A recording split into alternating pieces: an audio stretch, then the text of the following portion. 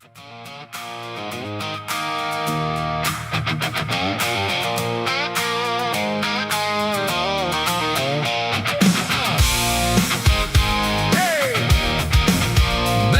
to heart. Sun still rising on a worn out town, paint peeling off them old brick signs. Folks work hard, keep their heads down, trying to hold on to better times. Used to leave your door unlocked at night, now everybody's got a camera on. Still got faith if we get it right, we can fix what's gone wrong. Ain't about talk, ain't about show, it's about the way we live, the way we know. Let's get back to dirt roads, back to porch lights, neighbors standing up when it ain't polite. Cold beer, hot true stars up above, a little less noise and a whole lot of love. Red, white, blue ain't a trend we chase, it's sweat on your shirt and calloused hands grace. If we're gonna stand, we don't stand apart.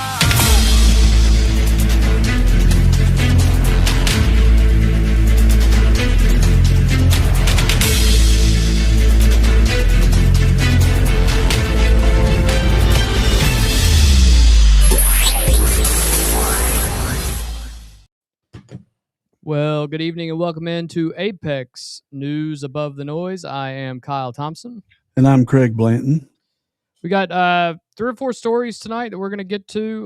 We're going to give them a little bit of room. One housekeeping thing, we are not going to talk about Iran tonight. So that is a bonus for everybody. Not the strait, not the blockade, not the map. We're not going to talk about any of it. We've led with it most of the last 3 weeks. We've worn out the welcome on that one, and we all have a little bit of fatigue, so we're going to move on. It'll be there tomorrow, I'm sure. We'll talk about that tonight. We start with last night's election results, and they are genuinely fascinating. Byron Donalds won the Republican nomination for governor of Florida and could become that state's first black governor. He is going to become that state's first black governor. 2 Trump-endorsed candidates lost, but we'll get into the record. One of those is Cory Mills. He's out in the Democratic Senate primary. A state representative who is a member of the Democratic Socialists of America beat Alex Vindman. Some of you may remember him, the man who testified in Trump's first impeachment. Who lied. Who absolutely lied and then admitted later that he lied about it by 12 points after he outspent her by roughly 13-1. Isn't that amazing?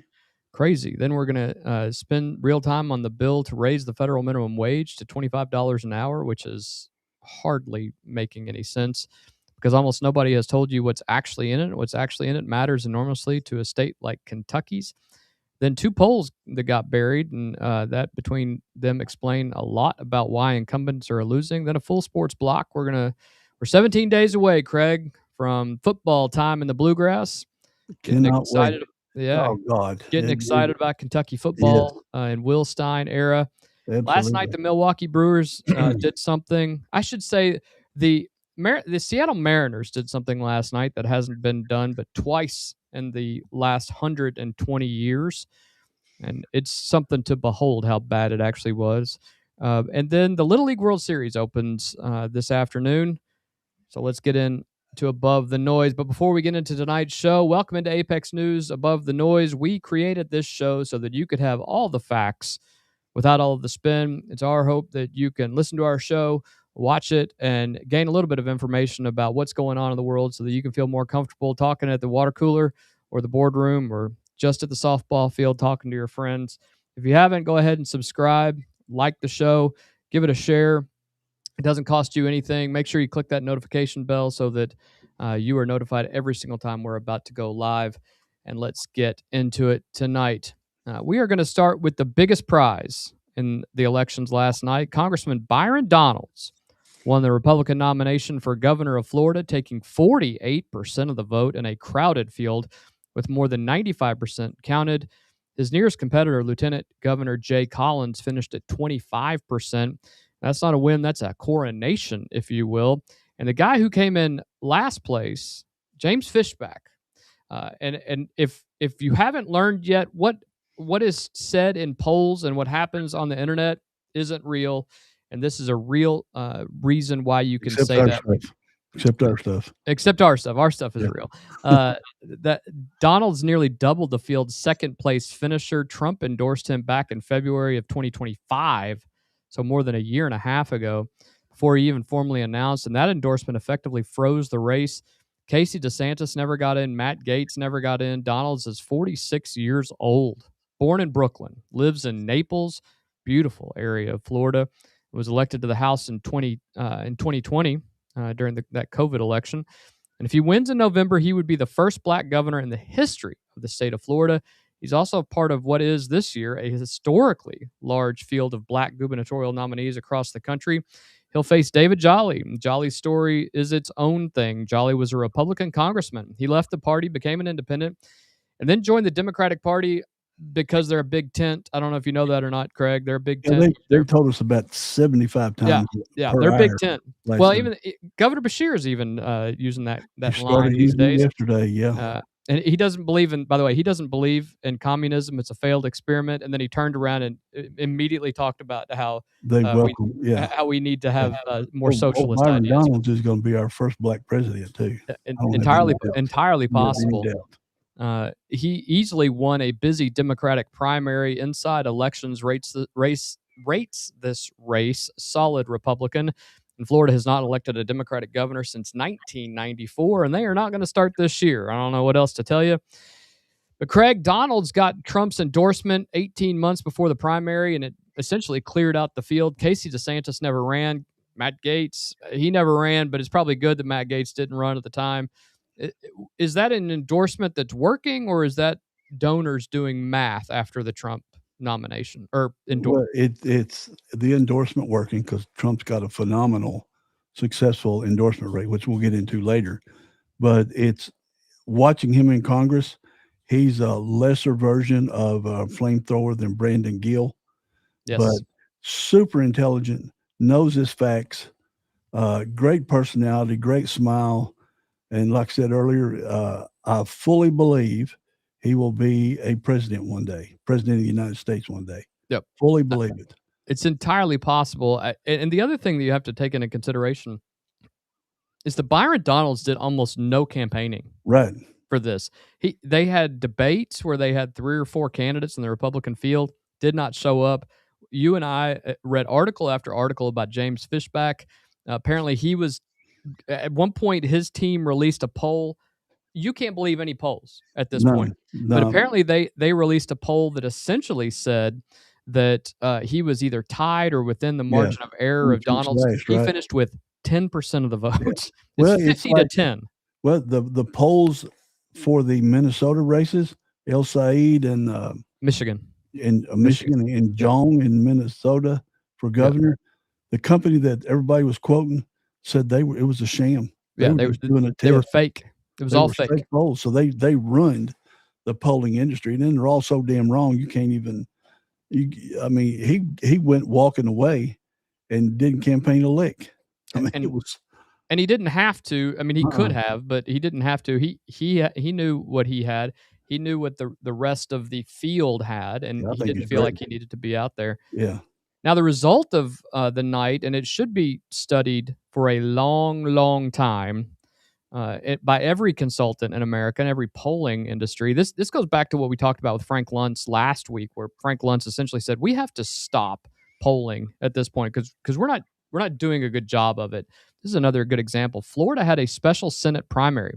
This is for the final 2 years of Marco Rubio's term, since Rubio resigned to become Secretary of State, and Governor DeSantis appointed Attorney General Ashley Moody to hold the seat.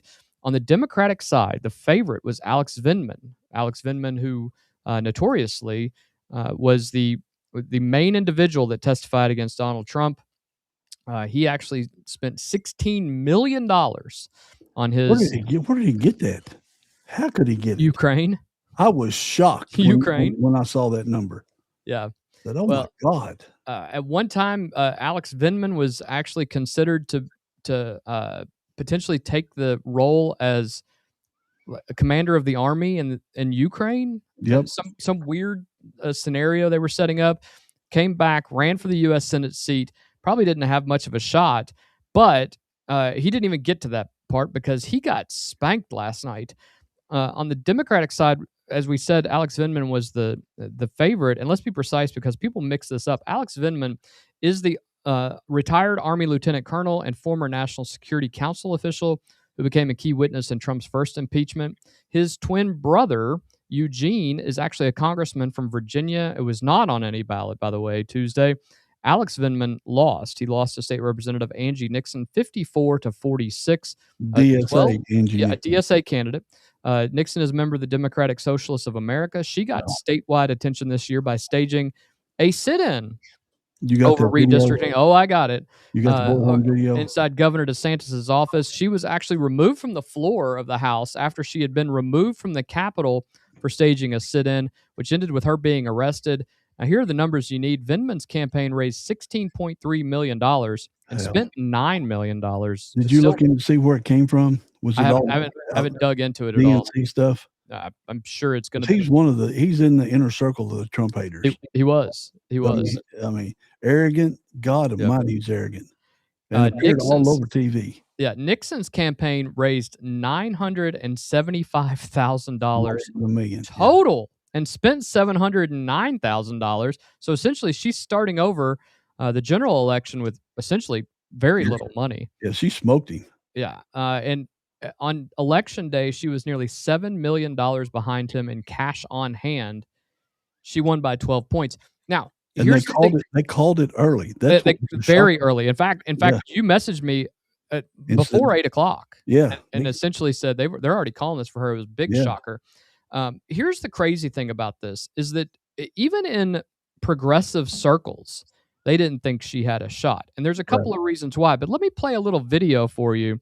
Remember, she's a state representative, and she had a moment earlier this year, and I think it's worth knowing. This is the person running for Senate in Florida.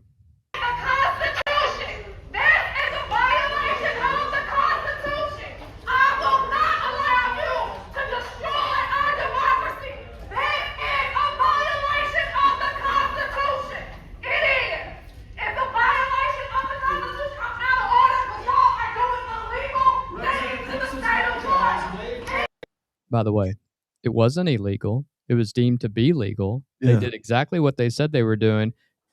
Unfortunately, she's just having a meltdown. But she took time. She planned it because the bullhorn matches her clothes. Bullhorn matches her clothes. This is, premeditated. Her saying, "I'm not going to let you. I'm not going to let you destroy the Constitution." Yeah, I don't know what that's referring to. This is all about redistricting in Florida, by the way, and we'll talk about. Yeah, you should let it keep going. Yeah, here it goes.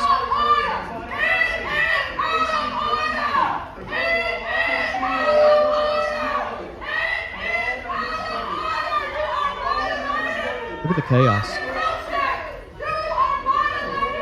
You're embarrassed to be around it, except for the people on that row right there.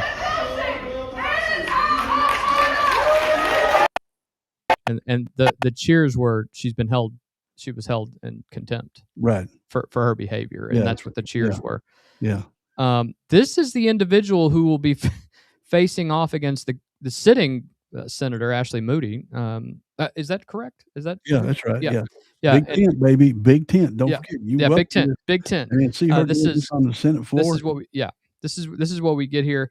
Craig, $16 million against $975,000, and the $975,000 wins by 12. 2 weeks ago, El Said won Michigan while being outspent several times over, although he had been predicted to be the winner. Right, but the polling in this one and the polling with El Said was off a mile. But El Said was supposed to win handily. By 18 points or something. Yeah, and in this particular scenario, Vindman was supposed to win by a mile. Vindman was supposed to win by double digits. In fact, the whole idea was that, Moody was going to have a close race with Vindman. I shouldn't say close. It was going to be in the single digits probably, but it wasn't going to be close. At this point, the early discussion that has come out is that this will be a double-digit win for the Republicans in this particular race. And I want to talk about this real quick.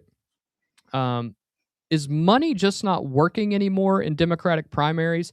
And has the Democrat base, have they lost the plot? The Democrat Party is almost to the point of not existing anymore because the DSA says they're taking over. They are very adamant about the strong language they're using against Democrats. Democrats are kowtowing and wussing out, saying we're a big tent party. We welcome anybody. Is the Democrat Party going to stand behind these people that want to, wipe our border away, not open it up, just make it disappear? They want to defund the police. They want to get rid of prisons. They want to abolish ICE. All this stuff.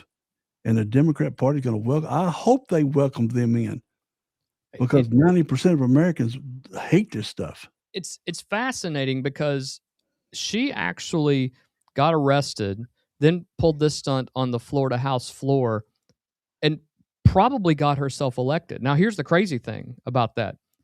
Well, now you will have candidates who will definitively put on shows like this. Tennessee 3. Yeah, the Tennessee 3 when they did that. But maybe it'll win in your primary, unless you're in New York City or you're in California, which, by the way, we've talked a lot about Zoran Mamdani. Only 10% of the people who live in New York City voted in that election. Right. That's what I was going to say. The primary turnout in this election has allowed these crazy candidates that hate America win these elections, because their people are coming out and everybody else is staying home. Well, that's the only explanation you can have. And bad news for the Democrats, because the Republicans showed out big time in a primary election in an off presidential year.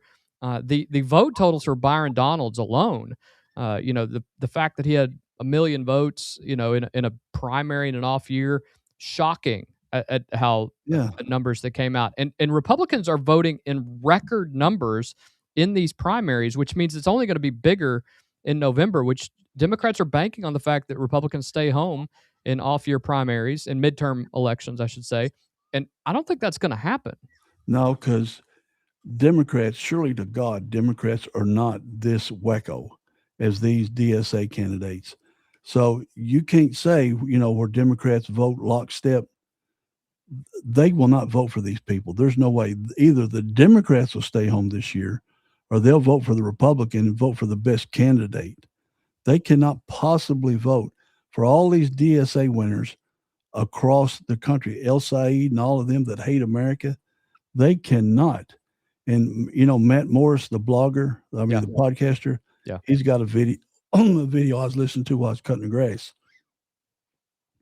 about and I got to see if it's real before I share it with you. Internal DSA thing where they're talking about overthrowing the Constitution. Oh, they 100% are, and in fact, there's 5 people in it. They're talking about it. It's a leaked video. Yeah, it's real, and real. Benny and others have shared it as well. Okay. They're not even hiding it anymore, and they're right. They're feeling like they've got something here, especially with Angie Nixon winning. I think they're going to be real surprised in the fall, because what this has done is it's actually energized the Republican side as well. But your middle of the road Democrats, they're not going to vote for these people. There's no way. And so they're either not going to vote, or they're going to vote for a moderate Republican, or even a MAGA Republican, if you want to call it that, whatever that is.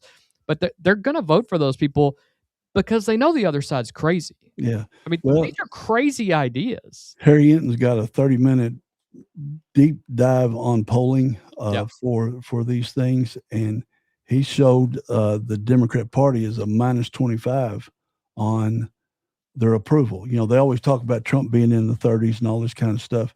Never mention their stuff, but by the polled only Democrats, and they're -25 on these candidates. Yeah, and that's the thing that we're 2 months out. Yeah, when we get into November, and there's going to be debates in the next couple months, and they're going to say these crazy things. Some of them will say crazy things, but the smart ones will do exactly like the Zoran Mamdanis and the El Saids are doing. They'll say, well, I was young. I said some dumb things on my Twitter when I was young. Yeah, they're changing their message. But they're totally changing their message. Yeah. It's kind of a mess, and so you have to take that with a grain of salt. Now, we are going to... But they're changing it. They're lying to the public. They're lying. Of course they are. Thinking the voters, Democrat, DSA people think the voters are stupid. They've been their whole life. They've been talking all this crap. It's all over the internet. Now that they're running for office, They're calming it down. They're trying to move more to the middle and all this kind of stuff. But we saw what the governor of Virginia has done. She ran as a moderate, and man, she's as a left winger as the mayor of Portland. Yeah, and I think, and there's people who are already upset about her. And it's the mayor of Seattle. And by the way, they've started a recall. The Democrats have started a recall petition on Katie Wilson. She's gone off the deep end. She's done. I will say this: we have to go into a new segment of the program called "You Don't Hate the Mainstream Media Enough." You don't hate the mainstream media enough. You don't hate the mainstream media enough. Say it loud. Say it right. Say it right. You don't hate the mainstream media enough. All right. And here's why we're going to talk about this, because two candidates that Trump had endorsed lost House primaries last night, and they're different kinds of losses. The first is Congressman Cory Mills in Florida's 7th District. Trump tepidly endorsed him, but then after it was over, essentially said, I told him to get out. It wasn't a good deal. Mills lost to Ryan Elijah, a former television news anchor, 47-34. And he should have lost. And he should have lost. And we all believe he should have lost. Mills has been under investigation by the House Ethics Committee over allegations including sexual misconduct, campaign finance violations, and misuse of congressional resources. He's also under Justice Department investigation. A court previously issued a restraining order barring him from contacting an ex-girlfriend. He's denied all the allegations. Trump endorsed him in February, so 6 months ago, before all of it came out. Yeah. And then when Trump posted his list of endorsed candidates shortly before the primary, Mills wasn't on it. And after the loss, Trump said he had told Mills to drop out. That's the second embattled House Republican to go down this month after Tennessee's Andy Ogles. The second loss is different. In Florida's 19th, the seat Donalds is actually vacating. Trump endorsed Catalina Lauf late last week, and she lost to Jim Schwartzel, a local businessman who owns a conservative talk radio station. And here's a detail worth pausing on. That primary field also included former Congressman Madison Cawthorn of North Carolina. Right, carpetbaggers. And former Congressman Chris Collins of New York. Both of them left Congress amid ethics problems. Both moved to that Florida district and probably assisted in getting Schwartzel actually elected, and both tried to restart their careers down there. Now, here's why it's important to point out that you don't hate the media enough, right? Is because there is an article that came out today by Aaron Blake out of CNN that I can't even get over the idea that you would post something this absurd. Losses are piling up for Trump-backed candidates. You text me about this, right? The absolute audacity to do this. Now, this is Trump's record, all right? He has endorsed 261 of them. 252 have won. Only 9 have lost. That's a 97% win-loss rating, if you will, for endorsed candidates. That's pretty darn good last time I checked. It's pretty good. Now, I wanted to go see, are the losses truly piling up? Because I feel like if you make a statement like losses are piling up for Trump-backed candidates, I wanted to check into that. So I did a little bit of a deep dive. You can go into Ballotpedia. You can actually look at all of this information. So I decided I was going to look up Barack Obama and see how he did endorsing candidates. Barack Obama has endorsed about 700 candidates I should take that back, about 650 candidates since 2018. Do you want to guess what his winning percentage is? Well, you told me, so I already know, but it's 58%. Yeah. 58%. 58. So and that's nobody bad for the most popular president in the history of America. And nobody has endorsed at the rate that Trump is endorsed with 200 and whatever it is here. Yeah. 261 people in the primary. Do you ever hear the media report on Obama endorsing anybody? No. Like But he endorsed. If Obama endorsed Kyle Thompson, would that make CNN? No. But boy, if Trump endorses them, if Trump does it, but here's the record. All right, Trump's total record is about 97% overall. Right, Obama overall, general or primary, is 58%. Joe Biden. What's Joe Biden? 57%. So the idea, do they even want their? Do some of them even want their endorsements? The idea that these, and in fact, Obama has actually endorsed 3 times for the presidency since he left. He's lost twice. Yep. 1 and 2, right?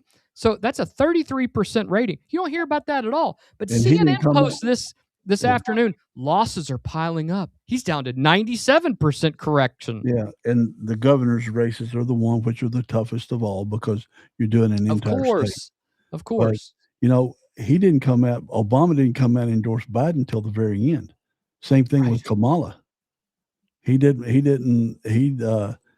He knew they were going to lose, but he didn't. I guess he didn't want to stain his record, but he came out and did it, and they got the crap beat out of him. And Trump's lowest year was 2024, 89%. Yeah. Obama's best year, 60%. Yeah. I mean, don't want that on free throw line. You don't hate the mainstream media enough. You don't. You can't. It's impossible. They successfully indoctrinate America. They successfully do. Yeah. But the thing is,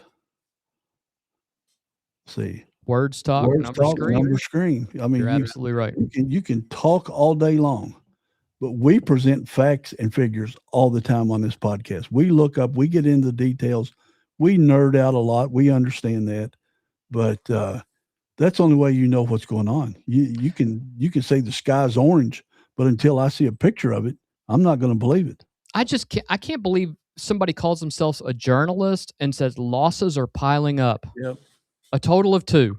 Well, what's that tell you? They've got a message. They're pushing a message. If you don't hate the mainstream media and the mainstream news media, then you're missing out on something. Well, we covered this one last night before the votes were counted. So here's how it landed. Debbie Wasserman Schultz won the Democratic primary in Florida's 20th district, one where she was not the representative last time. Republicans redrew her home district, pulling the more conservative Gulf Coast that includes Anna Paulina Luna's area. So and that's actually St. Petersburg, where Debbie Wasserman Schultz was. She's out of that area, so she moved to the 20th. She crossed district lines into the 20th, a Broward County seat that's roughly 42% black and has sent black Democrats to Congress since 1992. She was the only white candidate in the field. She won. Out of 5, right? Out of 5. And the person she beat is a complicated figure we should describe accurately. Sheila Sherfilis McCormick held that seat and resigned in April specifically to prevent an ethics committee vote that would have forced her out. The panel had found her guilty of a slew of ethics violations amid accusations that she stole millions in pandemic relief funds and used the money to bolster her 2021 campaign. She faces separate criminal charges and has pleaded not guilty. She was actually running to get her seat back, and she lost. CNN's framing of the outcome is pretty straightforward. This likely means the district will not be represented by a black lawmaker in Congress. It absolutely means that. I mean, because the guy who won... A white chick won. Yeah, a white woman won the Democrat side, and a white dude won the Republican side. Yeah. So there you go. It will not be represented by a black lawmaker in Congress now. Wasserman Schultz was tearful in her victory speech, told supporters she'd fight so people in that district can pay their rent, and said she hoped to live up to the legacy of Alcee Hastings, who represented the 20th and died in 2021. Craig, her main opponent resigned in April to avoid an ethics vote, and there's lots of people who believe had she been reelected, they could actually bring that ethics investigation in. Right. I don't know what she was thinking. She's also facing criminal charges over pandemic relief. Does that change how you judge Wasserman Schultz getting in this race altogether? Or was it calculated because she felt like she was going to lose to Anna Paulina Luna or any other? Yeah, well, of course, that's why she moved. It's no different. But, I wanted her beat. She resigned from the DNC over favoring Hillary over Bernie when Bernie probably would have won in 2016. They admitted that they cheated Bernie. They admitted that they did that. Their emails leaked. Yeah. So, she ain't, I don't know what it is, but of course, Republicans got their bad people too, but there just seems to be a bunch of Democrats here lately. But, they leaked her emails. She literally tried to rig an election, right? I mean, 100% she did. There's no doubt about it. Yeah. But on the other side, she supports Israel. And that's why a lot of Democrats thought she would get beat. She's a strong supporter of Israel. And I thought she would get beat. I think I texted you that she would lose. I was surprised how quick it came out. Listen, and I wanted her to get beat because she's a Trump hater like no other. And but see, then you got the Memphis thing where they redistricted that, and that was a black district, which the media, they didn't bother pointing out it had been represented by Representative Cohen for 20 years. Right. Predominantly a much more black district than represented by a white dude. Represented by a white dude for 20 years, for exactly 20 years. Yeah. And then he resigned when it got redistricted, and then a black woman wins, and as a Republican, and the media goes after her. Yeah.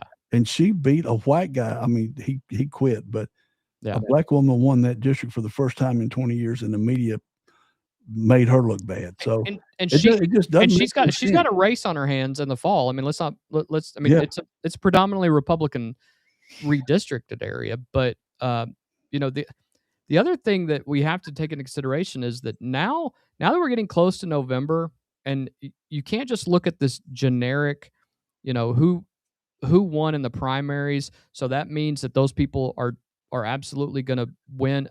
There's been a bunch of redistricting. Yeah. So, just because like in California, there is a very close race in polling that the Democrats may lose. There's one in Texas that the Republicans could lose. So just because they've been redistricted that way. However, I will say that, the Republicans added an additional 10 seats. If you cross off what happened in California and Texas, there's an additional 10 seats the Republicans are going to have in the House.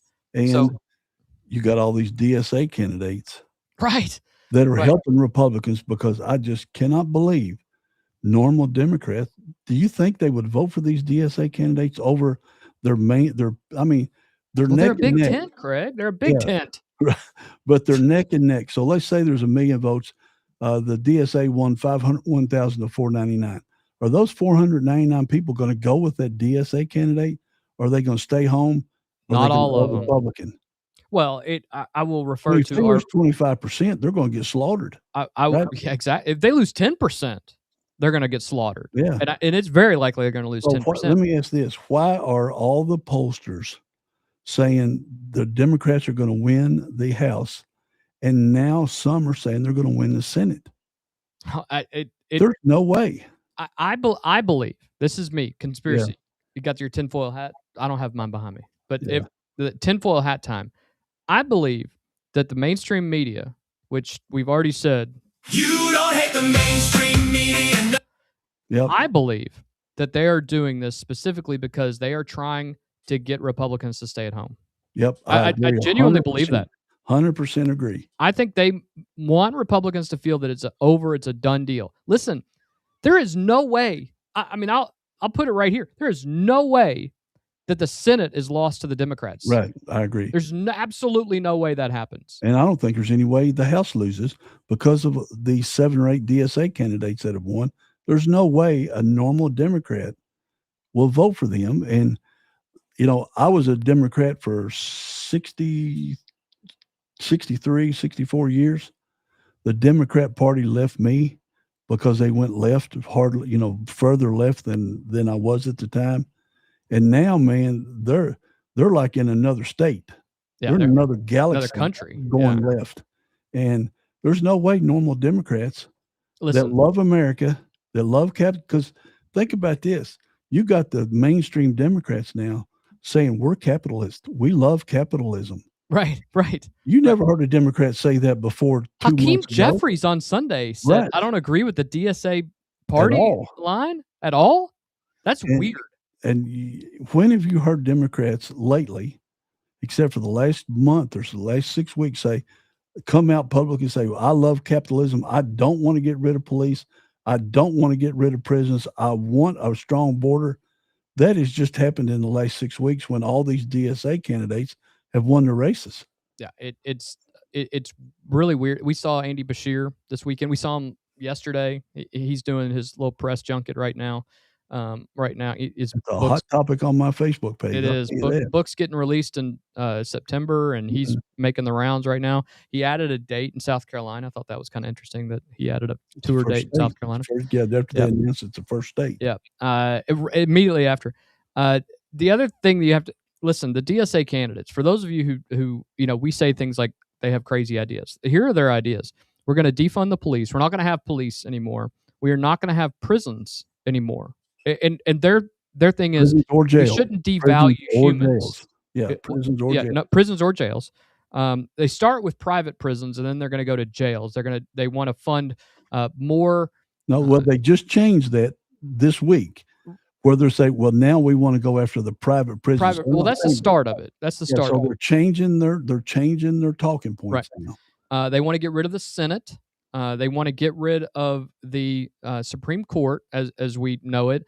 They want to change the presidency to essentially be a representative that the Politburo essentially chooses, whoever that is. That would be Russian. They want Medicare for all. Listen,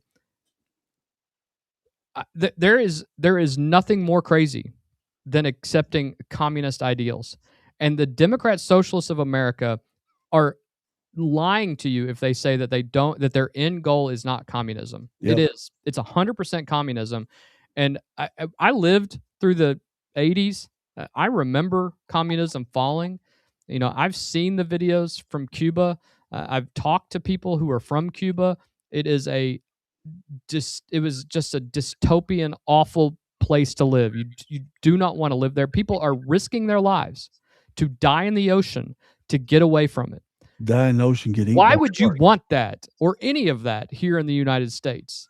Well, let me put it to you another way. How many people are swimming in the ocean or getting on boats loaded with people risking death by sharks going to Cuba? None. Zero. How many Americans are going to Russia? Yeah. How many are going to China? Yeah, exactly. Everybody wants to come here. And then the ones that hate America, everybody tells them, we'll buy you a plane ticket to Russia, China, Venezuela, wherever.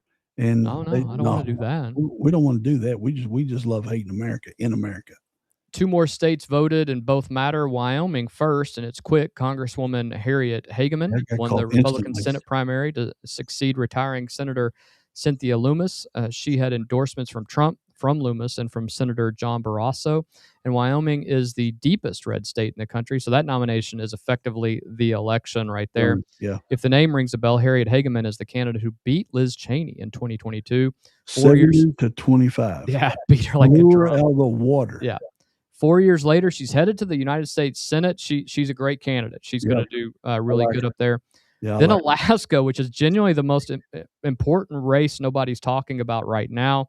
Alaska runs a top 4 open primary with ranked choice voting in November, which is thing ever goofy. Created. Essentially, you're fighting for all the 2s and 3s, not just the 1s. Yeah. You can win the primary and still lose. Yeah. With that ranked choice voting that takes about a week. State's got 600,000 people. Florida counted their votes in 2 hours last night. Less. 22 million people. Yeah. Alaska's going to take a month. Alaska's going to take a week. California takes a month. California still has 8% of their votes still out. It's coming up on 2 months for them. Yeah. Republican Senator Dan Sullivan is seeking a 3rd term, and he's facing former Democratic Congresswoman Mary Peltola, who has won a statewide election. She can win. I think Dan Sullivan is safely ahead in that race because it's 1 or 2 points in the think. Yeah, but if he's in the lead or tied, he's winning. But that's the one thing we can tell you about polls right now. With Susan Collins, same thing. Yeah, and there's one detail that almost is too good to pass up. There's a second Dan Sullivan on the ballot. This guy was removed and actually got put back on the ballot. Had to have a legal challenge. A former teacher running as a Republican, same name. Senator Sullivan has publicly accused him of being a Democratic plant meant to confuse voters and siphon off support. If both Sullivans advance to the ranked choice general, that could generally matter. At this point, it's close, but I don't know that it's necessarily going to happen. But again, you're fighting for those 2s and 3 rankings as opposed to just the first one. So, here's the contrast I want your read on, Craig. Nixon wins Florida as a Democratic Socialist. El Said won Michigan, Democratic Socialist. He's never said I'm a Democratic Socialist. He's 100% a Democratic Socialist, though. But Peltola is running on an explicitly centrist campaign in the one race that could theoretically decide the Senate. Only because of that ranked choice vote. Only because of that ranked choice. Otherwise, it wouldn't be a big deal. Yeah. But which of those approaches is actually going to win in November? Your thoughts? I think they're all going to lose.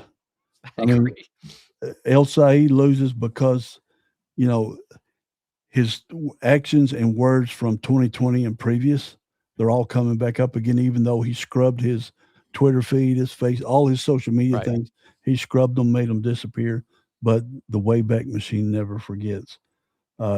I think he's a wolf in sheep's clothing, just like Virginia's Governor Spanberger. Totally agree with that. I think he's saying all the right stuff now. He's being aggressive, which Democrats aren't generally aggressive.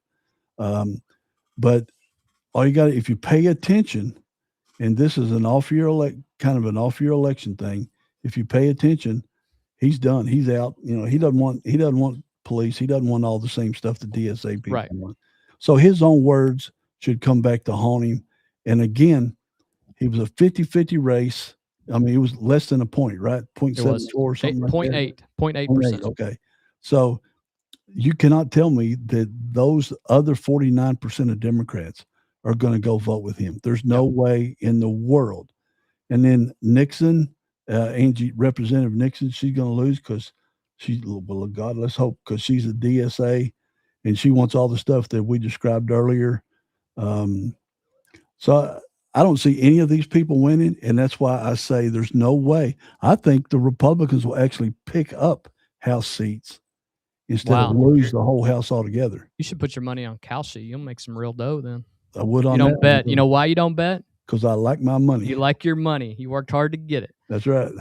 My take on this, there are three things, and I'm going to try to be quick because there's a lot of our show left. First, the money. Angie Nixon was outspent roughly 13-1, won by 12 points. Abdul Sayed was outspent several times over on the airwaves, somebody as much as 60-1, something crazy. In Michigan, something has broken in the relationship between money and the Democratic primary outcomes. Every consultant who's built a career on the assumption that the biggest war chest wins should be nervous at this point. Those days are done. Yeah. And if you have a social media team, a good social media team, that's what's going to win elections from here on out. That's what we try telling local candidates. Even local guys. Step up your social media game, but they're not listening. Yeah. And I'd say to our side, do not laugh at this because this is not end at party lines. An energized base, and that is as true in a Kentucky Republican primary as it is in Florida. A true energized base can beat anybody, and that matters. Second, Trump's endorsement record did take 2 losses last night, but he's killing it with every one of these other elections. At one point, he was undefeated until about a month ago. Right, they were governor races, right? That he lost. Were. Yeah. Those are hard to judge because whoever would say Bashir won Kentucky twice. Yeah. But I think the 2 losses last night, I don't necessarily think that those are. I mean, Cory Mills, that endorsement was 6 months ago before all of this came out. The other one, it was a local businessman. It was a crowded field. Things like that happen. And she got that endorsement. It's not a big deal. Third, and this is the one I'd hold on to, Madison Cawthorn and Chris Collins both moved to Florida and tried to come back. And Florida Republicans said, no, sirs, we are not doing that. Voters in that state just declined to reward 3 different men with ethics problems, and good on Florida. One of the reasons that I'd love to live there eventually, and I think we will at some point in a year where everybody says the electorate has no standards left, that is worth noticing, at least on the Republican side. And moving forward, we should continue to have those standards, especially with the mainstream media. It's showing that the Democrats, the Republicans, they're a big tent party. But as long as they're not ethics violations, that's right. Women throwing things at their fellow legislators, like what's his face up in Maine, Troy Jackson, yeah. So the Republicans rejected the people with ethics scandals and with sex scandals and financial scandals. Democrats seem to be liking them. Yeah, it doesn't make any sense. Well, from one hot topic to another. What voters decided to what Congress is debating. And this one lands directly on the Commonwealth of Kentucky. And I think it's important that we talk about it finally. We haven't yet. The bill is called the Living Wage for All Act. Senator Chris Murphy of Connecticut introduced it into the Senate in late June. It is co-sponsored by Richard Blumenthal, Andy Kim of New Jersey, who I think has a press conference every day accusing Donald Trump of he hates cheese without any evidence. Yeah. And last week, Andy Kim accused him of receiving some type of therapeutic drug, at the White House. He holds them on the Capitol steps. He don't even wait to get back to New Jersey. Just nonsense. And Ron Wyden of Oregon, there's a House companion from Delia Ramirez, Annalila Mejia, Chuy Garcia, and Latifah Simon. And Ro Khanna introduced a version too. AOC has backed it, and it's got more than 100 organizations behind it, led by a group called One Fair Wage. Now, here's the part that almost nobody reports, and it is the most important thing in the bill.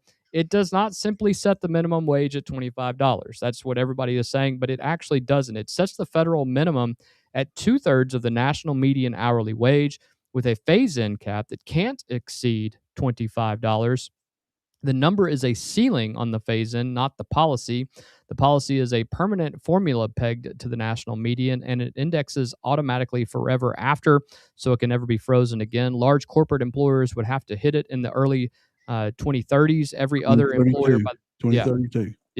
Every other employer by 2030, late in the 2030s, and it eliminates every sub-minimum wage, the tipped wage, which has been frozen at $2.13 since 1991, the youth wage, and the wage for workers with disabilities. Craig, you and I both own small businesses. This would essentially make full-time employees $50,000 a year employees. So it'd make every employee that with their tipped because they can also keep their tipped wages. Not under this bill. This bill thought it said $25 an hour for the server. Plus they keep their tip. Can't keep tipped wages. It actually eliminates all sub minimum wages completely. Gets rid of that. Gets rid of the youth wage. Gets rid of the disability wage. But I thought it said in there that they could keep their tips on top of the hourly wage. No, it eliminates that in the bill that's moving forward now. I don't think this bill will ever see the light of day, and we'll never get a vote on it because it's ludicrous.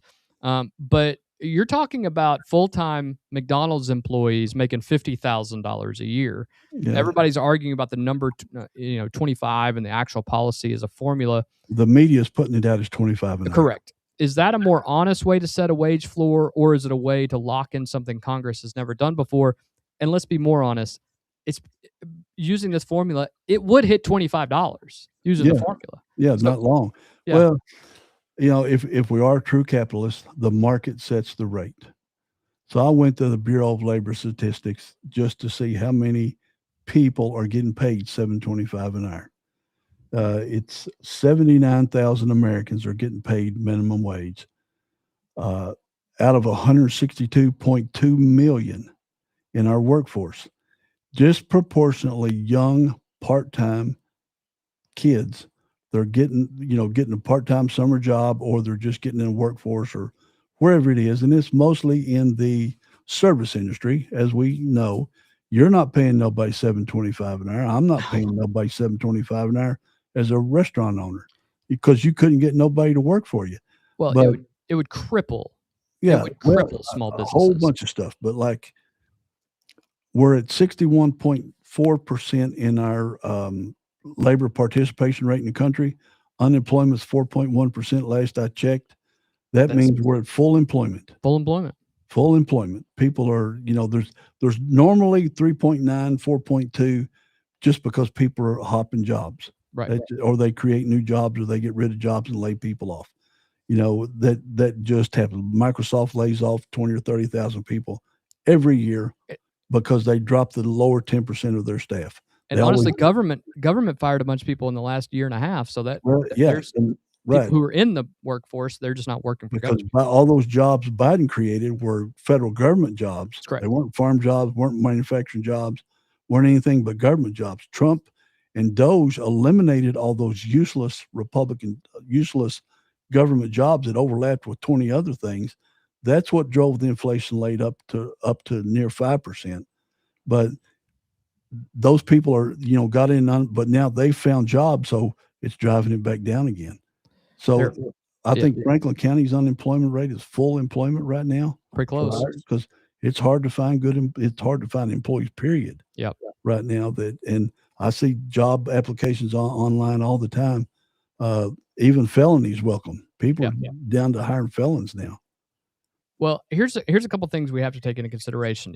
This is the longest stretch without an increase in American history of the federal minimum wage, and it's been that since 2009.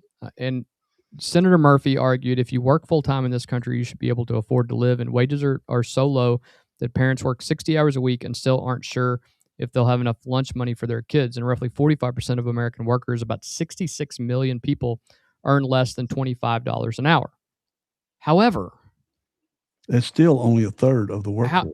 There are skilled laborers only making $50,000 a year. And Governor Beshear just bragged that all the jobs he's created in Kentucky are paying $32 an hour. Yeah, that's skilled labor. That's skilled labor. That is skilled. That's very skilled labor. Yeah. So. Yeah. Now, here's the case against it. The Employment Policies Institute projects the bill would eliminate nearly, get this, 5 million jobs. I think it'll be more than that. I think it would too. And that's day one, with the largest absolute losses in Texas, Pennsylvania, Georgia, North Carolina, Florida, Ohio, and Tennessee. States still sitting at the federal floor where this would more than triple the minimum. Maryland has a bill right now, a state bill, that would actually increase it to $25 an hour. By the way, other locales have attempted to raise the minimum wage in certain areas, and all they have done is run businesses out. Right. Businesses have closed up. California's on their way to $20 an hour. Yeah. And small locally owned businesses are closing like crazy. They're losing all kinds of jobs, or manufacturing is going more to robotics and automation, and even more. See, they're not even counting that. Even more people are losing their jobs. Right. Well, and here's the crazy thing. The Congressional Budget Office studied the $15 an hour proposal that came up a couple years ago, much smaller than this one. Its median estimate was 1.3 million jobs lost immediately, with a range from 0 to 3.7 million as the ceiling of it. It also estimated 17 million workers would get raises and 1.3 million people would be lifted out of poverty. However, the poverty rate will go up then. The poverty rate's actually going to go up because you're going to have increase. Because it's not the skilled laborers who are going to lose those 3 million jobs. It's going to be the people who are unskilled laborers, who do not have the education, who have a criminal record, all of these things. You're actually going to lose those 3 million jobs. So yeah, you're going to pull people out, but then you're immediately going to and they'll become unemployable. And with you'll have all kinds of people to choose from. Right. And with the advent of AI and lack of service needed at your local grocery store and everything else, that's all that these companies are going to do. Why do they go to McDonald's right now? Good luck getting your drink cup when you put an order in, because you're doing it on the kiosk. They're in the back fixing your stuff. You can't get your drink cup because there's not enough people there. We left Costco yesterday and went to Rally's. Yeah. Because I like their burgers and their fries. And we ordered through AI. That's not the only restaurant that you order AI through at the drive-up window. Correct. And the reason that McDonald's has got the kiosk is during coronavirus, they couldn't find any employees. That's why Steak and Shake went out of business. They were selling their restaurants. If you buy half the restaurant for $10,000, the corporate side will take the other side. And to keep your employee costs down, they had those kiosks, and our Steak and Shake's got 4 of them. And people use them. People are used to using them now. People are used to checking out their own groceries. People are used to checking out all kinds. And I think they're now moving. Walmart's got a thing where you can scan the code with your phone. Yeah. And you can ring out. Whole Foods has experimented with just put it in your shopping cart and go. And it runs, 100 lasers around it because it's got barcodes all over each product. And you just walk out, you've got your card on file. You don't even stop. Yeah. And that's how it is. And if you go to Florida and some of those places, all you're doing is every convenience store now has a thing where you just put the things in the aisle. AI figures out what it is that you've purchased. You tap your thing, you're out. You don't ever see anybody. Yeah. That's what's going to happen with this. Could there be immediate short-term help? Possibly. But medium to long-term help is out the window. So what does it do to Kentucky? So now let's bring it home, because this is where the bill's actual design matters more than the headline. Kentucky's minimum wage is $7.25. We never raised it above the federal floor, so this bill would more than triple the wage floor in this state. But here's the deeper problem, and it comes straight from the structure we described earlier. The bill pegs the federal minimum wage to 2/3 of the national median wage, not the local median, the national one. Think about what that means. The national median wage is way up because of Boston and San Francisco, Seattle, New York, Chicago, those metro areas.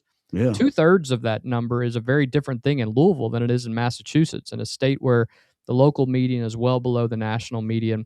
A floor set at 2/3 of the national median is a much higher share of local wages, which means it binds harder on more employers in more industries, in exactly the places least able to absorb it. So think of Kentucky, West Virginia, Mississippi, Arkansas.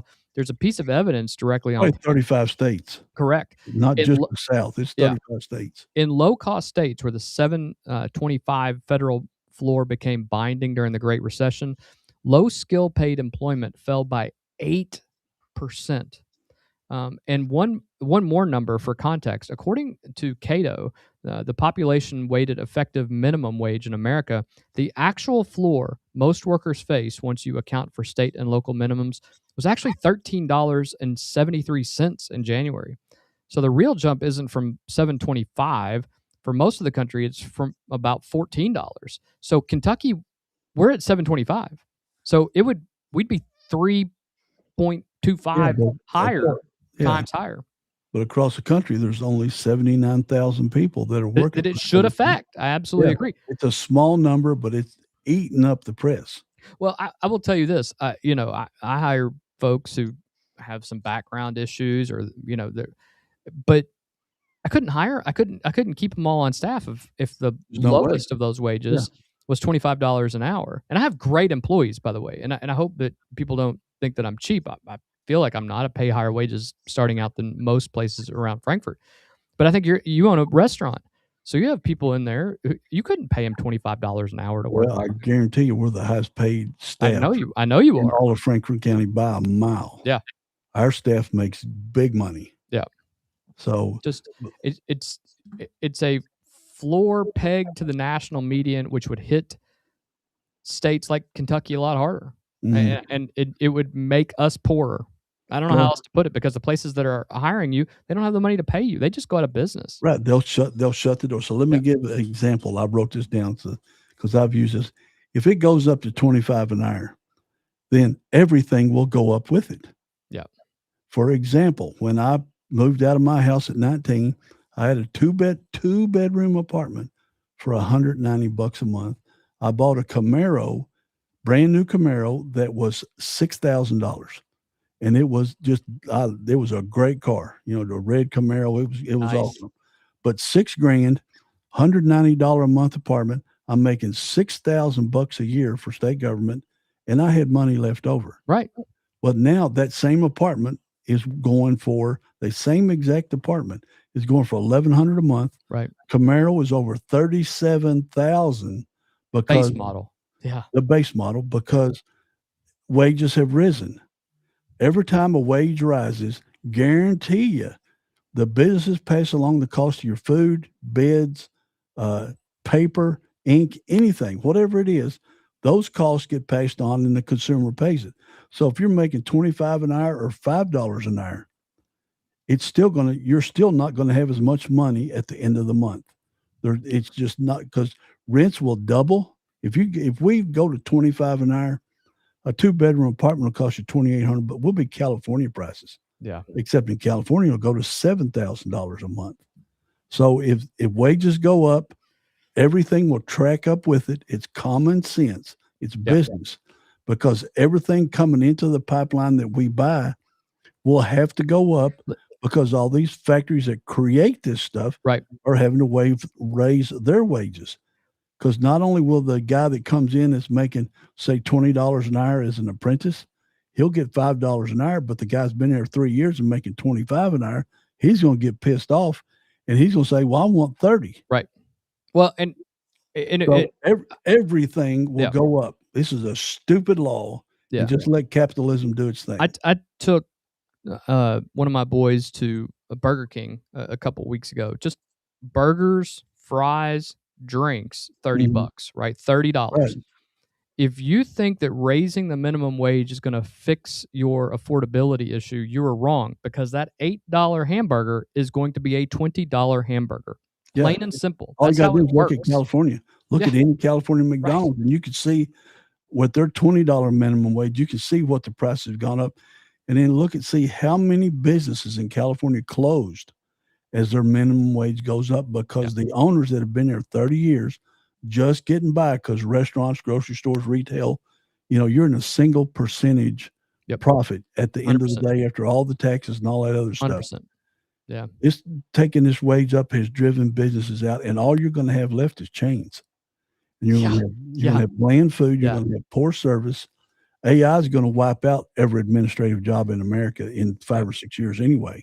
Yeah. But pushing this kind of stuff, it sounds good. It's great. People making $12 an hour thinking, awesome, I'll go to 25. But then you go to McDonald's and you're paying $18 for a Big Mac. You will absolutely have to do that. And you will get used to paying it, saying, well, I could get it for $3.75. Now 2 years later, it's $18. That's not that much, because when I was 16, gas was $26 a gallon in 1975. Wait, $26? 26 cents. 26 cents. It was 26 cents a gallon. When I graduated high school, it was 74 cents. And after the Arab embargo, I thought it got up to 90 cents. I said, people will never pay $1 for a gallon of gas. Oh, yeah, they will. And now we pay $3 or $3.50 and don't even blink. Nope. Because we're used to paying it. And that's the whole goal. And nobody makes more money. Everything costs more. Nobody improves. The poor will still be poor. Yep. You'll go from whatever poverty is, 23,000, which is a massive wage on 2/3 of the world, but 23,000, it'll go up to 35 or 40,000. Yep. And you'll still be poor, because you won't be able to afford anything. Yeah. People just don't think of the numbers. It sounds good. It sounds great. Hell, if you're going to make it 25, make it 75. Why not make it $100 an hour? It ain't going to matter. The business will still close. And you're still everything's going to cost that much more. Jack up, yeah. I don't know how people miss that, but I see your comment, Jennifer, sweetie. You didn't want to put it up there? There it is. No, I ain't putting that up there. All right, let's get into some sports.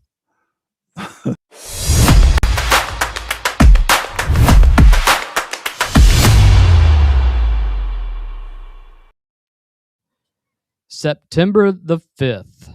Cannot get here soon enough. Youngstown State. My dad always said, don't wish your entire life away, but gosh, these next 17 days need to hurry up and get through. Yeah.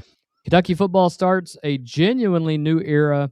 The first time in 13 years that somebody other than Mark Stoops walks that sideline as head coach. Will Stein is 30-something, a first-time head coach, and about as Kentucky as anybody could be with that resume. You can't construct it any better. His father played at Kentucky. He spent the last 3 seasons at Oregon as Oregon's offensive coordinator under Dan Lanning, where he developed 3 straight Heisman candidate quarterbacks, Bo Nix, Dylan Gabriel, Dante Moore, all in the league, and ran an offense that finished 9th in the country at 38 points a game. Brother, if he can put 38 points a game up, bring it on, man. Yeah, right. He said, at his introductory press conference, he said the vision was simple. I didn't come here to be average. I didn't come here to be mediocre. And here's the scale of what he's actually doing. Kentucky has 45 new players. 31 of them are transfers. 13 of those are projected starters. The entire coaching staff was replaced except one man, defensive line coach Anwar Stewart from my time back in the 90s. Man, him running that blocked field goal back. Oh, it's good stuff. Anwar Stewart. And speaking of coaches, before you go on, yep, I saw a story that 2 of them, and I don't remember what position coaches they were, but they're 2 position coaches. They have coached together now. This will be the 7th year they have coached together. You know which 2 I'm talking about? I don't know. I read that, but they're from. Okay. They're at that's got to be good too. Yeah. Yeah. The new offensive coordinator is Joe Sloan. New defensive coordinator Jay Bateman. Most of that staff is under 40 years old. Now, usually what that means is if you're good, young, them stay with you. Yeah, they move on to become head coaches or coordinators and things like that. But let me ask you this, Craig. You and I have seen a lot of Kentucky football over the years. We enjoyed the How Mummy era. I had the loved it. Absolute pleasure of working under some great ones there. Mike Leach being one of them. One of the great coaches of all time. 45 new players, 31 transfers, an entirely new staff except one dude who is Kentucky. And a new offense. Yeah, it's a completely new offense. Yeah, I mean, there's no more of that running 3 times up the middle when you need a yard. 3 plays in a cloud of dust. That's not a rebuild. That's a complete demolition of your team. Is there any version of that where you're actually ready by September the 5th? Well, they're ready. I mean, he's going at it hard. Kids are probably memorizing their playbooks, and new coaching staff, like you said, they're all young. I didn't realize they were all under 40, so they're young and hungry. Anwar is not under 40. He's my age. Okay. He's the one dude. All the new guys are under 40. Okay, so that's just, I mean, that's another good thing to know about their team. They can relate to the players. They can relate to the social media. Keep that out of their mind and all that kind of stuff. And man, I just want to see pass after pass after pass. And then I want to see really, the only thing I'm looking for in the first game is see how well the offensive line protects the quarterback. We will have that forever. We will have the number 1 ranked offensive line in the SEC, bar none, and but one of the top ones in the country. Right. I just want to see it because we ain't had it. Our quarterbacks are always throwing off their back leg. Every single one's a 4 or 5 star. So it's former 4 or 5 stars. Hopefully they can work together and, we pass it 40 times a game out of 70 plays. Listen, this guy knows quarterbacks. This guy knows offensive studs. So for him to say, I want Kenny Minchie, that's the dude. Got to believe that he sees something in Kenny Minchie. After coming from the high-powered offense at Oregon that he brought in, everybody looked up what Oregon's score was every week. Yep. Whether you followed the team or not, you want to see how many points they scored. Yeah. Because it's exciting football. Well, the big question right now is, so how is it going? Kentucky held its first fall scrimmage Saturday inside Kroger Field, or as I like to lovingly refer to it, Clickless Stadium. And afterwards, Stein was asked how it looked. His answer in terms of the scrimmage, I would just categorize it as sloppy. There's a lot of reasons why. So I typically let the tape tell me the story. He mentioned the heat as a factor and then immediately refused to use it as an excuse. His words were that he's not going to let the weather or heat play a factor in why it might look a certain way, because that's going to be the exact same temperature for the first game. Day, we're on turf. It's going to be hot. It's the first game of September. Junior Kenny Minchie is the presumptive quarterback, and Stein has praised his accuracy, timing, and mobility. I've loved seeing some of these highlights from this kid. He puts it in holes that you don't think are there. He don't mess around, does he? It's bullets. Yeah. But Stein has also pointed out about not naming starters yet. His line at Media Day was there are still no starters. We can project out where we feel like this team is going to be, but I want this team to be as competitive as possible from top down. Newcomers will play full-time at running back and the fullback position and tight end. And Kentucky brought in 2 junior college backs for depth. Stein ran a 6-back rotation at Oregon. Ooh. So, when you're bringing in dudes from Arkansas and Texas who are studs, they don't have to carry the load. You just need you need them to be the main event dudes, and then let these guys pick up the mess when it's like the basketball team. Exactly. You don't rely on 2 players. You rely on. Boy, it's good to have strength in numbers, especially in October and November, and it looks like we're going to have some of that. One eligibility note: Alex Safari has been cleared to practice with the team. Big pickup in the linebacking crew, but his competition eligibility is still under review, and I think that has a lot to do with what may come out of this entire mess out of Louisville Circuit Court. Stein says they're awaiting further clarification before he can play in games. Remember, Alex Safari is a 5-5 guy, but he finished his last season last year, but he didn't have to enter the transfer portal because he came back to the University of Kentucky. So that's the great thing about that. And Good Deed says this is the first time he's truly excited about the start of football season. First time in a long time. That's right. Yeah, absolutely.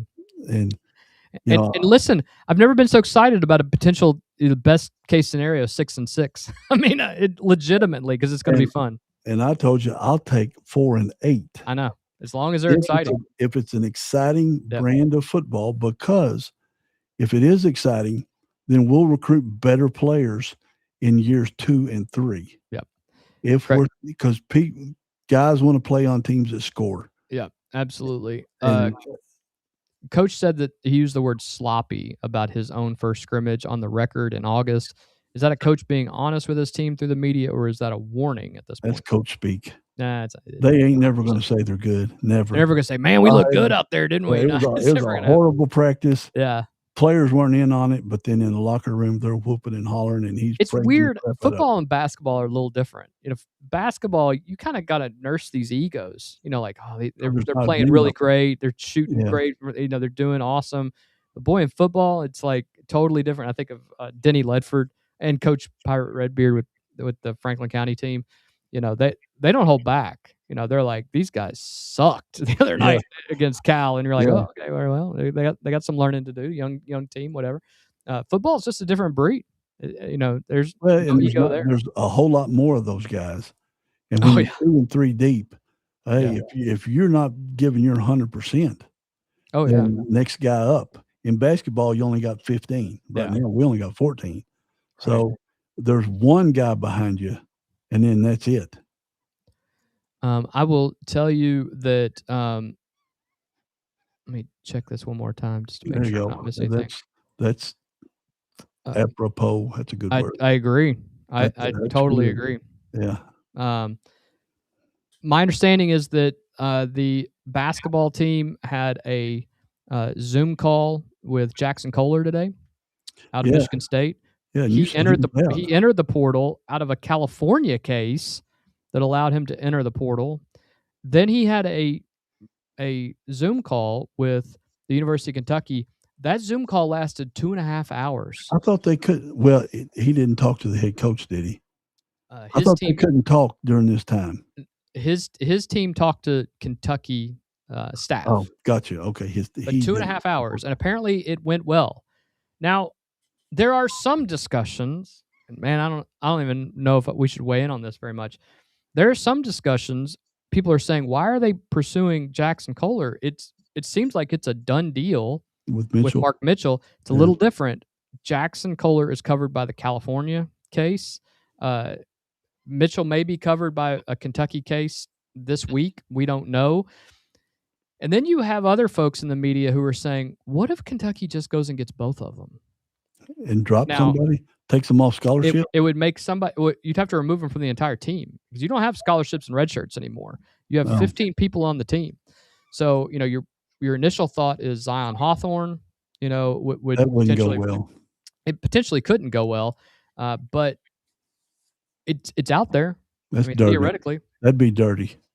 You've got the kid signed. You've got all that stuff. Yep.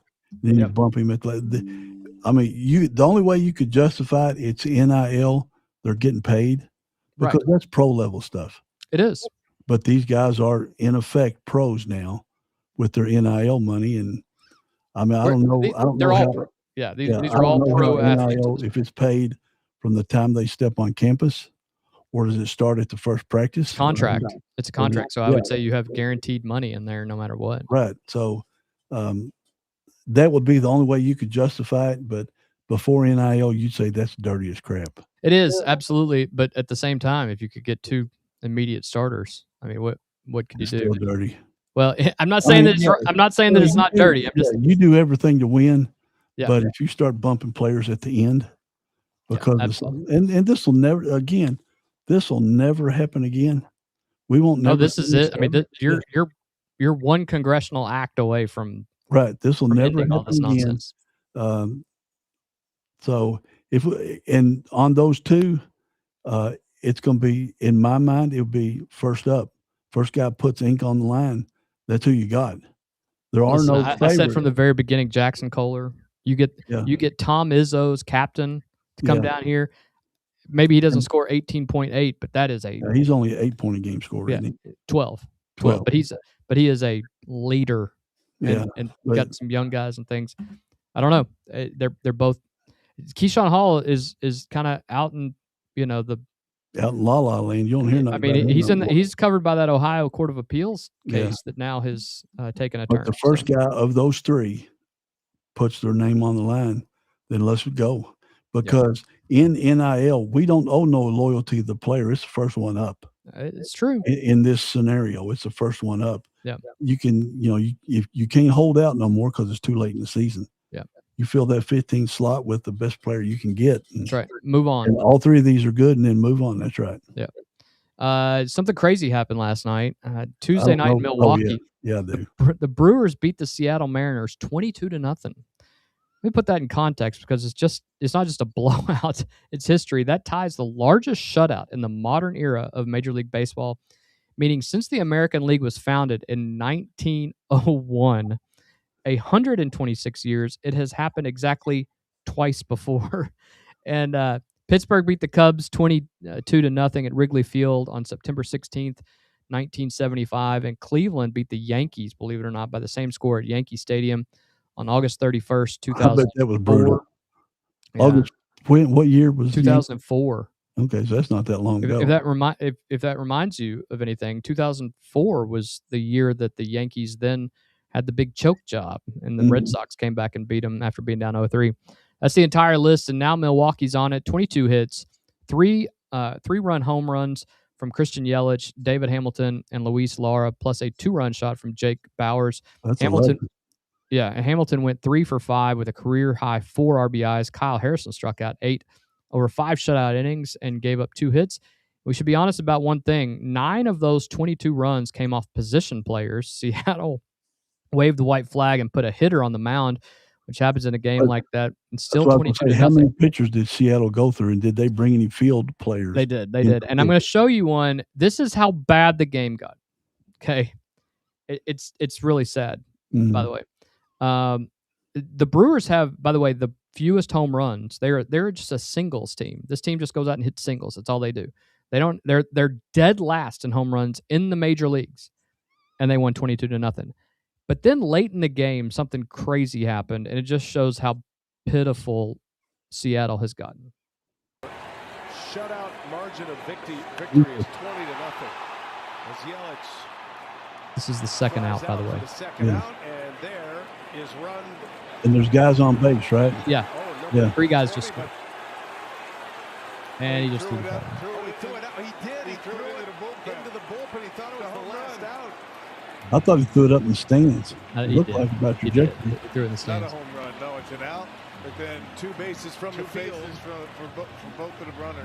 Well, they're getting it too. They're hustling. Yeah, he thought it was 3 outs. So that'll be an error. That's all you can do. Shake your head on something like that. That hurts. I mean, that's just that's brutal. Yeah. Hopefully you don't see any more of that. Well, it's not as bad as Jose Canseco letting the ball bounce off his head and over. No, we saw one similar the other night. Laura and I did. Good God, I'm in trouble now. Jen and I saw that the other day. I wasn't going to say nothing. Yeah, it was. Yeah, I'm big trouble for that one. Yeah, sorry. Edit that out in post. Yeah, yeah. Craig, the fewest team with home runs in baseball, just put up 22 runs, and they've got the best record in sport playing small ball. Is that a blueprint other teams should be copying, or is it just one weird stat at this point? It's a weird stat because Oakland tried it. Remember? Yeah. For 3 years, Billy Ball, and so much so that he started the stat thing that everybody uses now. Yeah. And Pope is supposedly a master at it. Yeah. Yeah. But I don't know. It's not the thing. It's not. You still have to have traditional power. But I don't like watching ESPN on the baseball highlights because all they show is home runs. They don't show nothing else. It's doubles and it's singles and doubles, and win your games. You got to have guys on base for the big hitters to score. But when that's all they're promoting, and it's not fun to watch when every highlight's going to be from a guy hitting it 450 feet. That's not fun to watch. I'd much rather see doubles and triples where they're hustling, sliding, taking out fielders when they slide in second. It'd be much better. Alvy, I don't think there is any injured reserve list any longer. I understand what he's asking. Essentially, could you medically redshirt what we used to call medically redshirt in basketball. Yeah. I don't think you can do that any longer. It's just 15, and you got 15 they spots. just tightened it up super tight. Yeah, totally. Well, that's good then. Yeah, you got 5 years. If you get hurt 1 year, then you still got 4 years. And in 3 years, you're going to have 8 years. Yeah, exactly. And then after that, then It'll just be a pro league. It'll just be a minor league at that point. Yeah. Little League World Series began this afternoon in South Williamsport, Pennsylvania, the 79th edition. That's great to watch. It is the final pure aspect of sports. is Little League World Series, or Little League World Series, running through August 30th. 20 teams, 10 from the United States, 10 from international areas, playing in 2 separate double elimination brackets at 2 stadiums that sit right next to each other: Howard J. LeMade and Volunteer stadiums. ESPN, ESPN2, and ABC are carrying all 38 games. Today's opening slate was Latin America against the Caribbean at 1 o'clock, Southeast versus Northwest at 3, Canada against Asia Pacific at 5, and Metro versus New England at 7. Canada plays baseball? What's that? Canada plays baseball? Not very well. They don't win anything in it.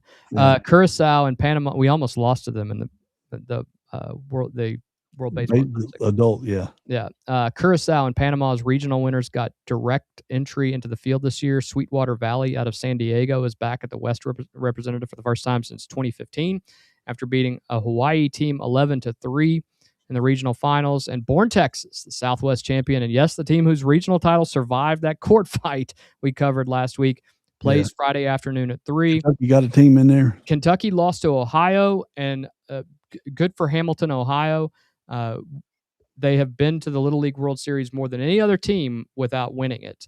So check some of those kids' driver's licenses, because some of them look older than 16. Believe me when I say it's like Puerto Rico, big boys playing up for Hamilton, Ohio, and they spanked Kentucky 6-0 in the regional championship. 38 games of 12-year-olds playing baseball on national television for 12 straight days. Is that the best 2 weeks outside of course it is. NCAA March Madness? Yeah, of course it is. I watched the girls softball World Series, and you got little bitty girls that don't weigh 75 pounds. Yeah. And you got other girls that are coming in at 120 that are pitching to them. Yeah. This will be the same thing. You'll have little bitty kids and you'll have big kids, and it's just so fun to watch. It's the excitement, the emotion, the parents go crazy. The play, they're taught sportsmanship on this thing. You don't see no brawls. You don't see no cussing and fussing and all that kind of stuff. You don't see the parents rattling the fences or attacking umpires. It is just pure, unadulterated sports. And I have found that some of the best coaches of these teams are just genuinely good people. I saw one the other day that said, he said you could walk the next 5 batters, Jesus is still king. If you could strike the next 5 out, Jesus is still king. And sometimes perspective, especially in travel ball for baseball, there needs to be some perspective for these kids. And I have coached youth sports. I know that you've been involved in youth sports as well. It is hard. It is hard to be a good coach and keep your cool and be a good role model. And good for these parents. And some of them are not even parents. Some of them are best lesson I got was from a friend of mine that I played basketball and softball with, but his kid was 1 year older. He said, when you draft a kid, if you don't know because in our little league, we draft, coaches get together and you draft. He said, if you don't know the player, then draft the parent, because he used a term I hadn't seen before. It's called a fence rattler, where the mothers or the dads come down there and say, let little Johnny get in, because you got to play them, but they're so we did that, and we had the best parents for the 2 years we were in Little League. It was so fun. And the kids learned. We had kids that couldn't hit a baseball if you set it on a tee, but by the end of the year, me and Brad Medford, we had taught those kids how to hit, how to field. Brad's and when they hit the ball and scored on first, man, they were jumping up and down like they won the World Series. It was so cool. I had a girls. That's why I like the Little League World Series, and I watch a bunch of those games. I had a girls soccer team when they were 9 and 10 years old. First game they ever played. as a team. They lost 9-0. Mercy rule. And then we played that same team at the end of the season and beat them 1-0. And that you would have thought they had won the World Cup. And that's all that matters. You know, they're talking smack in school. Oh my gosh. Yeah. They're talking some serious smack in school. Yeah.